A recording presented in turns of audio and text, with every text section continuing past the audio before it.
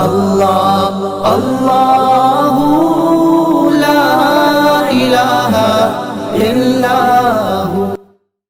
اعوذ باللہ من الشیطان اللعین الرجیم، بسم اللہ الرحمن الرحیم، الحمد لآخلہ والصلاة علی اہلہا، اما بعد فقد قال اللہ تبارک وتعالی فی محکم ومتقن خطابہ المبین وفرقانہ الحمید، وهو أصدق الصادقين وقوله الحق، بسم الله الرحمن الرحيم، واعتصموا بحبل الله جميعا ولا تفرقوا۔ فروغ عزاداری اور اتحاد بین المسلمین کے تحت اس وقت آپ کی خدمت میں بہت ہی ایک کم وقت کے لیے حاضر ہوں۔ فروغ عزاداری صرف ملت تشیع ہی نہیں بلکہ تمام عالمی اسلام، اور اگر حقیقتاً دیکھا جائے تو تمام عالم انسانیت، اس لیے کہ حسین صرف ملت تشیع ہی سے وابستہ نہیں، ملت مسلمین ہی سے وابستہ نہیں، بلکہ جہاں جہاں بھی انسانیت ظلم سہ رہی ہے وہاں وہاں پیغام حسین اگر پہنچ جائے، اور جہاں جہاں پہنچا ہے وہاں وہاں بیداری دیکھنے میں آتی ہے۔ اور جوش نے کیا خوب کہا تھا کہ دنیا کو بیدار تو ہو لینے دو، ہر قوم پکارے گی ہمارے حسین۔ قرآن مجید کی آیت وَاعْتَصِمُوا بِحَبْلِ اللَّهِ جَمِيعًا وَلَا تَفَرَّقُوا، سورہ مبارکہ آل عمران کی وہ مشہور و معروف آیت ہے کہ جس کے ضمن میں پروردگار عالم یہ اعلان فرما رہا ہے کہ لوگوں اللہ کی یہ رسی کو مضبوطی سے تھام لو اور تم فرقے فرقے اور ٹکڑے ٹکڑوں میں نہ بٹ جاؤ، تمہارے اندر تفریق نہیں ہونی چاہیے۔ اس آیت کے ضمن میں ظاہر میں تو یہ لفظ حبل استعمال ہوا ہے اور حبل کے معنی رسی کے ہیں، لیکن اگر دیکھا جائے تو جو رسی ہم ظاہری دنیا میں ایک اپنے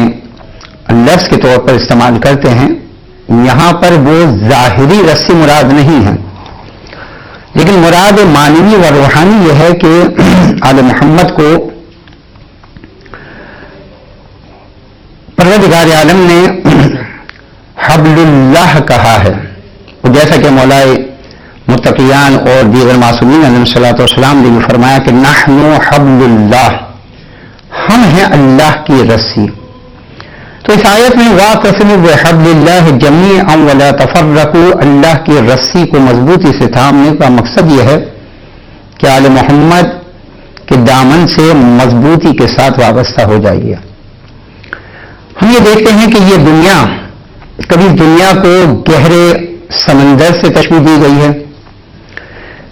کبھی اس دنیا کو ایک کنویں سے تشبیہ دی گئی ہے۔ ہم یہ دیکھتے ہیں کہ کنواں انسان کو ڈوبنے سے کب بچاتا ہے، اور سمندر یا دریا انسان کو غرق ہونے سے کب محفوظ رکھتی ہے۔ کنویں میں ڈوبنے سے بچنے کے لیے رسی کی ضرورت ہوا کرتی ہے، اور سمندر یا دریا میں غرق ہونے سے محفوظ رہنے کے لیے کشتی کو وسیلہ قرار دیا گیا ہے۔ اہل بیت اطہار علیہ الصلوۃ والسلام کے سلسلے میں پیغمبر ختم مرتبہ حضرت محمد مصطفیٰ صلی اللہ علیہ وآلہ وسلم کا یہ فرمان کہ مثل اہل بیتی مثل سفینۃ نوح من رکبها نجا ومن تخلف عنها ہلک او غرق، میرے اہل بیت کی مثال کشتی نوح کی ہے، جو اس میں سوار ہو گیا وہ ہلاکت اور غرق ہونے سے محفوظ ہو جائے گا. ہم یہ دیکھتے ہیں کہ کہیں پر اہل بیت کو کشتی نوح کے مثل قرار دیا ہے اور کہیں پر اہل بیت علیہ الصلوۃ والسلام کو رسی سے تشبیہ دی ہے. رسی کنویں کے لیے ایک اہم کردار ادا کرتی ہے. خدا نخواستہ اگر انسان کنویں میں گر جائے تو رسی کے وسیلے سے اپنی حفاظت کر سکتا ہے اور کنویں سے سالم باہر آ سکتا ہے. انسان خدا نخواستہ اگر ڈوب رہا ہو یا ایک کنارے سے دوسرے کنارے سالم پہنچنا چاہتا ہے تو اس کا واحد راستہ کشتی ہے. یعنی گویا پیغمبر یہ ارشاد فرما رہے ہیں کہ جو بھی اس اہل بیت کی کشتی میں سوار ہو جائے گا تو پھر وہ ہر لحاظ سے محفوظ رہ جائے گا. اس آیت میں حبل اللہ اہل بیت علیہ الصلوۃ والسلام مراد ہیں کہ ان کے احکامات، ان کی سیرت، ان سے تمسک جو ہے وہ کیا جائے اور ان کے راستے کو اپنایا جائے تو پھر انسان یقیناً غرق ہونے سے بھی محفوظ ہو جائے گا، ہلاک ہونے سے بھی محفوظ ہو جائے گا. آل محمد محتاج تعارف نہیں ہے، لیکن پیغمبر نے آل محمد کا کہاں کہاں تعارف نہ کرایا. چاہے بزم ہو، چاہے رزم ہو، یا کوئی بھی ایسا موقع ہو کہ جہاں پر پیغمبر صلی اللہ علیہ وسلم نے اہل بیت علیہ الصلوۃ والسلام کا تعارف نہ کرایا ہو. اور بالخصوص مظلوم کربلا حضرت امام حسین علیہ الصلوۃ والسلام کے سلسلے میں پیغمبر کا ایک خاص اہتمام تھا. آپ جانتے ہیں کہ تاریخ میں کتنے ہی واقعات اور کتنی ہی اس قسم کی روایات موجود ہیں کہ جو ولادت باسعادت مظلوم کربلا سے قبل پیغمبر کو جبرائیل نے یہ پیغام پہنچایا کہ جو بچہ اس دنیا میں آنے والا ہے وہ 3 دن کا بھوکا پیاسا میدان طف یعنی میدان کربلا میں شہید کر دیا جائے گا. اور خصوصیت کے ساتھ کہ جب شہزادی کی خدمت میں تشریف لاتے ہیں تو پیغمبر نے شہزادی کونین کو یہی پیغام پہنچایا اور شہزادی نے گریہ فرمایا تھا. یعنی مظلوم کربلا کی دنیا میں، ظاہری دنیا میں تشریف لانے سے قبل ہی گریے کا اہتمام ہوا. گریے کا اہتمام ہوا، ان کی مظلومیت کو بیان کیا گیا. تو یقیناً یہ واقعہ کربلا ایک خاص اہمیت کا حامل ہے. خاص اہمیت کا حامل اس وجہ سے ہے کہ جس شخصیت کے بارے میں پیغمبر ان کے ظاہری اس دنیا میں تشریف لانے سے قبل ہی ان کی مظلومیت کو بیان فرما رہے ہوں، ان پر گریہ فرما رہے ہوں، تو یقیناً ظاہری اس دنیا میں تشریف لانے کے بعد ان کا ایک خاص اہتمام اور ایک خاص جو ان سے متعلق واقعات ہیں وہ یقیناً اہمیت کے حامل ہیں. شخصیت مظلوم کربلا ایک ایسی شخصیت ہے کہ دوش رسول پر سوار ہوتے ہیں تو پیغمبر سجدے کو طول دے دیتے ہیں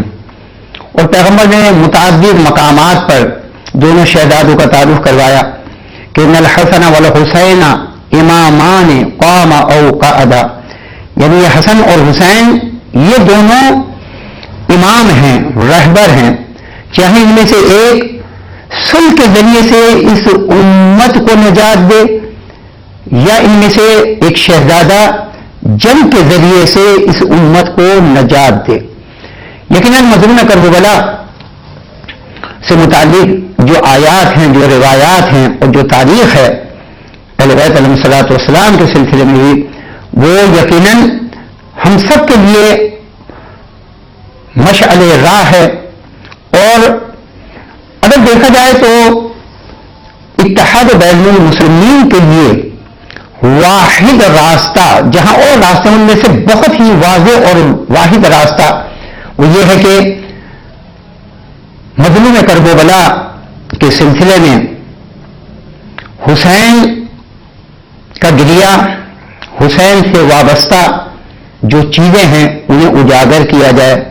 ان کے پیغام کو پہنچایا جائے. یہ پیغام تمام عالم بشریت کے لیے تھا. ہر وہ شخص، ہر وہ انسان، ہر وہ گروہ کہ جو آزادی طلب ہے، جو ظلم سے نجات چاہتا ہے، یقیناً وہ دامن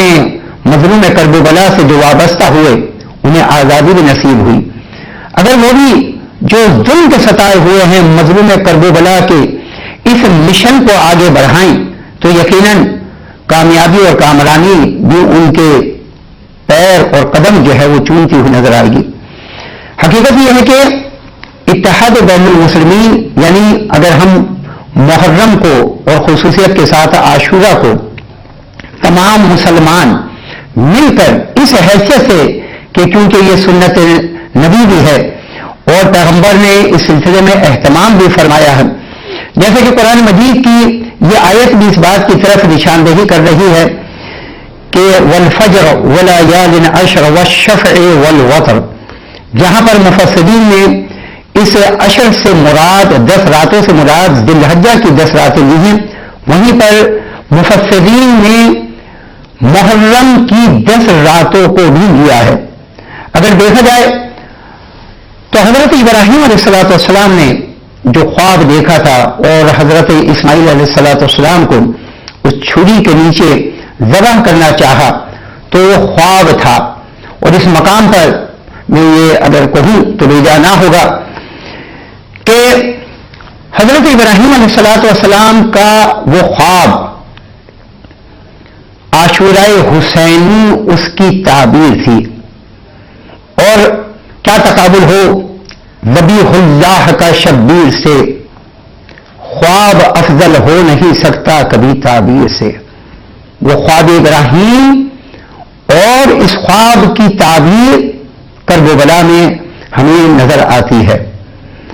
اس موقع پر میں یہ ضرور کہنا چاہوں گا کہ فروغ حسینیان نے اس بات کا اہتمام کیا ہے اور ایک یہ بہت ہی اچھی کاوش ہے کہ اس سلسلے میں جو اتحاد بین المسلمین کی فضا جو قائم ہونی چاہیے یقیناً وہ باقی رہنی چاہیے، اس لیے کہ حسین سب کے ہیں. حسین کا تعلق سب سے ہے، تمام مسلمانوں سے ہے، اور نہ صرف تمام مسلمانوں سے ہے بلکہ تمام انسانیت سے ہے. اس موقع پر یہ میں ضرور کہنا چاہوں گا کہ صرف اس چیز کو دیکھا جائے کہ امام حسین علیہ السلام کے سلسلے میں مختلف مکاتب فکر کے رہنماؤں نے جو پیغامات دیے ہیں اور جس طریقے سے شخصیت امام حسین علیہ السلام کو اجاگر فرمایا ہے اور شخصیت امام حسین علیہ السلام اور مشن امام حسین علیہ السلام کو سامنے رکھ کر وہ اپنے اپنے ملکوں میں، اپنے اپنے علاقوں میں، اپنے اپنے حلقوں میں کس طریقے سے کامیاب اور کامران ٹھہرے، وہ